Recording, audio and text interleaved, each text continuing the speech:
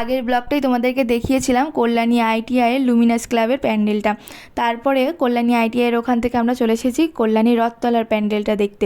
Kalyani ITI এর ওখান থেকে এখানে আসতে, রথতলায় আসতে আমাদের ভাড়া নিয়েছিল টোটোতে 20 টাকা করে। তো যেহেতু অনেকটা রাস্তার ব্যাপার, সেই জন্য আমরা একদম হেঁটে আসার কথা ভাবিনি, আর মানে অনেক দূর, টোটোতে আসাটাই ভালো। তো আমরা চলে এসেছি রথতলার প্যান্ডেলটা দেখতে। এই রথতলার প্যান্ডেলটা জানো তো প্রচণ্ড বড় করে, খুব সুন্দরও করে। এবছর এসে না আর আমাদেরকে লাইন দিতে হয়নি বেশি একটা, কারণ ভিড় ছিল না। ভিড় ছিল, তবে খুব একটা অসুবিধা হয়নি। এর আগে যখন আমি লাস্টবার এখানে এসেছিলাম, সেইবার আমরা 2 ঘন্টা লাইন দিয়ে তারপরে ভিতরে ঢুকতে পেরেছিলাম। অধৈর্য লেগে যাচ্ছিল জানো তো দাঁড়িয়ে থাকতে থাকতে। সেই সময় কিন্তু আমরা রাত্রে আসিনি, আমরা এসেছিলাম বিকালের দিকে, তাও আবার একাদশীর দিন, তাই এত ভিড় ছিল। তার জন্যে এই বছর আমরা তৃতীয়াতেই চলে গিয়েছিলাম ঠাকুর দেখতে, আর সকালের দিকে গেছিলাম। ভিতরে দেখছো কত ভিড়।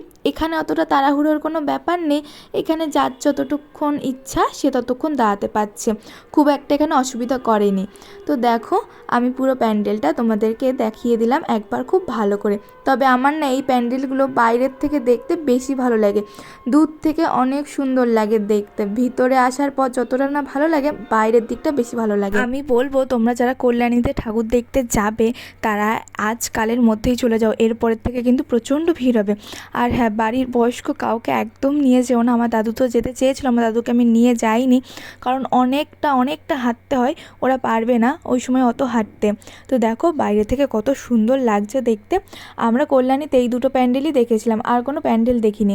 আর রাতের বেলা তো দেখতে অসম্ভব সুন্দর লাগে যখন লাইটিংগুলো জ্বলে। আমি এর আগে অনেকগুলো ভিডিওতে দেখেছিলাম যে রাতের বেলাতে লাইটিং জ্বললে প্রচণ্ড সুন্দর লাগে। আমরা কল্যাণী থেকে চলে এসেছি রানাঘাটে আমরা আবার ঠাকুর দেখতে যাব আরেকটা জায়গায়। তো ওই ভিডিওটা আমি তোমাদের সাথে অন্য দিন শেয়ার করব, মানে পরের দিন শেয়ার করব। যেহেতু আমার ঠাম্মা তো এখনও এসে পৌঁছায়নি, সেই জন্য ভাইকে বললাম রাস্তায় দাঁড়িয়ে থেকে কী করবো, চল একটা শপিং মলে যাই। প্রথমে আমরা গিয়েছিলাম স্টাইল বাজারে, তারপরে এসেছিলাম রানাঘাটে সিলেদার্সে।